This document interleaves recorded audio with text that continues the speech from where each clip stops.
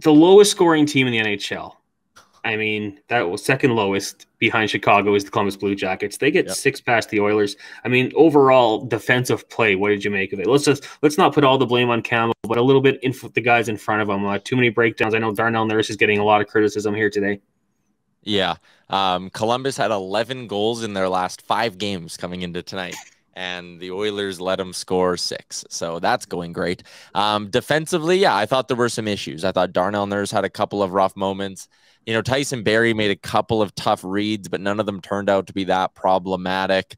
I thought Vinny Desharnais was fighting it. There was one shift in particular in the second period where he kind of just stood off to the side and Skinner left him the puck and then looked and was like, oh man, I got to get it to this guy. Swiped it over to him. Desharnais immediately turned it over. So, like, he wasn't great tonight. One of the first games he's played in the NHL where I've been like, ooh, he was out of place, took the bad penalty as well. Broberg made a bad pass. Like, you can go down the list. Defensively, they were not great tonight. But, I mean, how many shots did they end up giving up at 5-on-5 by the end of the game? Only 20. Okay, if I'm only giving up 20 shots on goal, I get that Natural Stat Trick has 9 of them from high danger areas. That's still not like a brutal defensive stat line by any means, but it does emphasize that, yeah, they need a D-man here ahead of the deadline.